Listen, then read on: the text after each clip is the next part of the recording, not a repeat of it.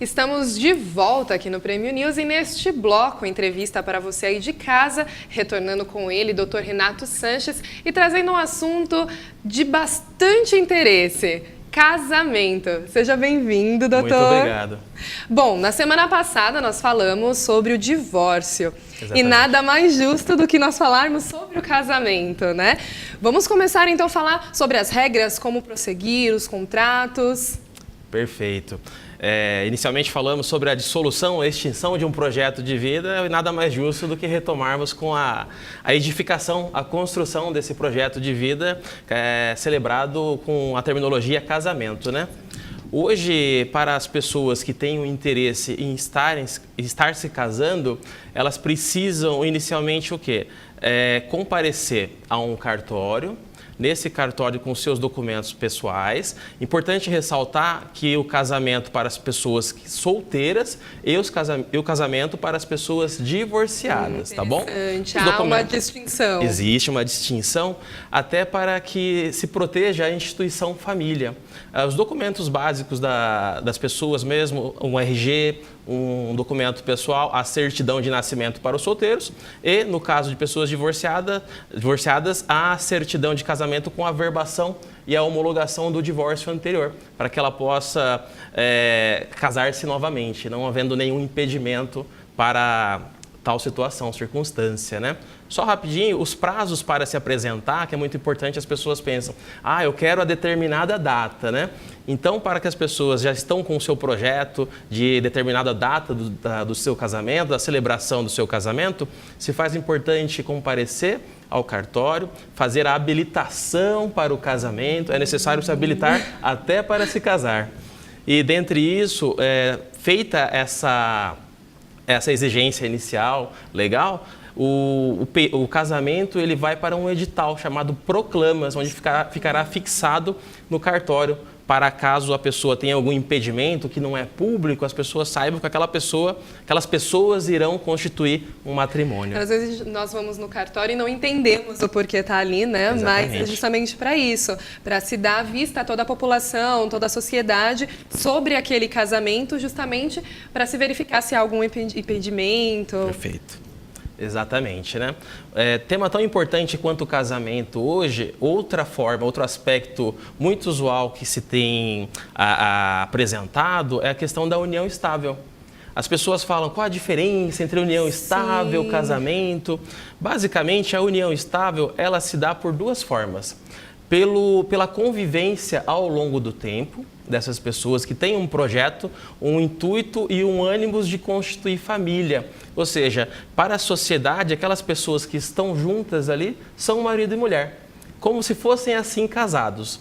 A união estável ela pode ser comprovada posteriormente ou as pessoas podem ter a cautela também de comparecer ao cartório e certificar essa união estável também, para que as pessoas estejam protegidas e os seus filhos também.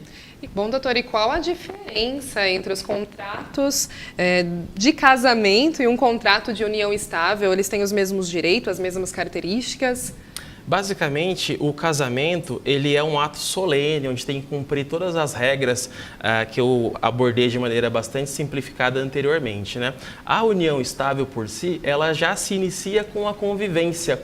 Muito se fala a respeito de um período mínimo para determinar e se observar uma união estável, mas não é o caso. Essa questão de um tempo específico, ela vem só para organizar as questões para reconhecimento posterior. Mas para que se tenha mais segurança, os envolvidos ali, é importante deixar claro também que a união estável não altera o estado civil. Enquanto que o casamento saímos de solteiro para casado e com o divórcio nos tornamos divorciados, né? A união estável não altera o estado civil. O que o judiciário coloca como nomenclatura adequada ali as questões da união estável é o termo convivente, pois convivem. Então, dependendo disso, as pessoas também podem comparecer junto a um cartório e certificar a sua união estável. O que é muito ocasional as pessoas comparecerem com uma declaração simples, existe a declaração simples e a certificação, muito relacionado para a utilização de convênio médico e demais direitos que um dos dos conviventes assim o possui, para que o outro também ingresse ali como seu convivente, né? Bacana. Bom, e eu acho que uma dúvida que gera, além de ser polêmico, eu acho que gera muitas dúvidas em relação ao casamento, né, a união homoafetiva. Como que está a lei em relação a isso? Como se, né, se faz as regras? Como é estabelecido hoje? Perfeito. Ótima pergunta. Inclusive, a nossa Constituição de 88, ela determina no seu artigo 5º que todos são iguais perante a lei. Se todos são iguais, todas as pessoas são detentoras de direito e de dignidade, tão importante quanto é proporcionar que todas as pessoas, independente de suas características ou orientação, ela possa ter a dignidade de estabelecer um projeto de vida. Ou seja, o projeto de vida ele serve para todos. Aqueles que por afeto se entrelaçam e possibilita a sua conclusão. Quanto à sua pergunta, inicialmente, próximo do ano de 2013, os 5 anos anteriores, ali naquele marco de 2013, era muito comum um requerimento para se constituir aquela certidão de união estável entre pessoas do mesmo gênero, do mesmo sexo. E depois de tanta movimentação dessas pessoas, muito importante, ocasionou o quê? Muitas ações chegaram no judiciário, começou a ter muitas ações. Chegaram ao STJ, ao STF, que são as instâncias superiores do nosso judiciário, de tal maneira que o CNJ, que acaba por ser um órgão corregedor, mas de tantas ações que ali chegaram, teve que tomar uma conduta. O quê? E foi elaborada a resolução número 175 de 2013, onde ali, em 3 artigos, bem sucinto, coloca que o tabelionato e os cartorários não podem se negar a receber o requerimento de um casamento entre pessoas do mesmo sexo. Ou seja, estamos falando de 2013, maio de 2013. E elas têm as mesmas regras de um casamento normal? Ele é o quê? Uma união estável? Ou ele tem o contrato, o regimento e as formalidades do casamento normal? Assim como as pessoas heterossexuais, as pessoas com a homossexualidade, elas também têm os mesmos direitos hoje em razão. Ainda há uma lacuna na legislação. O que ocorre? Essa resolução do CNJ, ela é uma norma, só que ela é uma norma em uma escala diferente da constitucional e do Código Civil, que seria uma norma relacionada com os deveres dos particulares ali. Mas como o Congresso ainda não se manifestou acerca dessas questões, uma possível alteração para preservar a dignidade dessas pessoas, essa resolução ela está tendo ótima aplicabilidade, tanto quanto à união estável, quanto ao casamento. Perfeito. Se aquelas pessoas elas buscam certificar uma união estável, devem ser atendidas sob pena de responsabilização dos tabeliões ali, que ali organizam aquela estrutura. E o mesmo se faz para o casamento. Se essas pessoas elas têm o intuito de casar-se, seguindo todo o procedimento relacionado com a legislação do casamento, elas devem ser atendidas. Então, é só realmente comparecer com todas as documentações da mesma maneira e solicitar, né, ali que seja feito esse contrato, essa união. Bom, e falando no casamento, eu gostaria de saber quais são as características, quais são as modalidades que existem de casamento.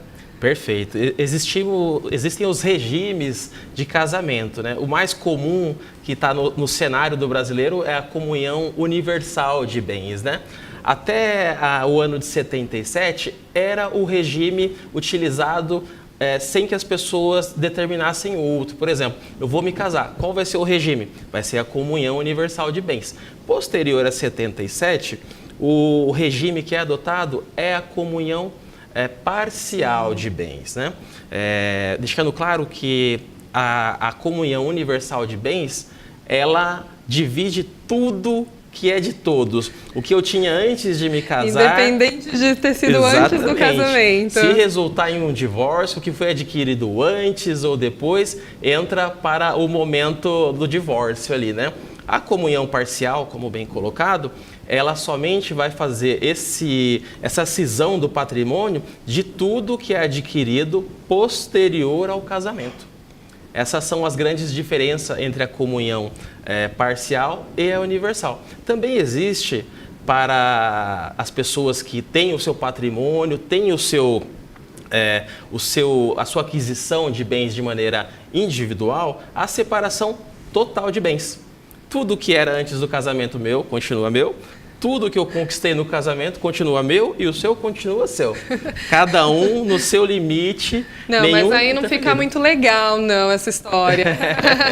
Não, mas interessante. Então, a comunhão universal é tudo que se é adquirido antes, depois, independente. É dividido, é partilhado durante ali a separação. Perfeito. A parcial, então, é durante tudo que é adquirido após o casamento, durante o casamento. Isso, só um apontamento acerca adquirido de forma onerosa. Se houver uma doação na questão da comunhão parcial de bens, essa doação não entra na divisão também, porque foi adquirido ou adquirido por herança também. Da mesma forma, imagina-se o seguinte, na comunhão universal de bens, tudo vai entrar. Se por acaso, mediante a uma doação, há uma cláusula de incomunicabilidade, ou seja, eu vou doar um bem para minha filha, que vai se casar, mas eu coloco ali um trechozinho, uma cláusula que fala o seguinte, não comunica o bem com o cônjuge, com o esposo dela. Dessa forma, eu preservo um patrimônio mediante um futuro, talvez, divórcio. Bom, então para você que tem o projeto aí, o plano de se casar, é bem simples. A primeira etapa é procurar um cartório com os documentos corretos e se informar e marcar a data.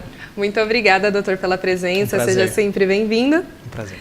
E o Prêmio News encerra hoje e nós agradecemos a sua audiência. Siga a nossa programação e até amanhã.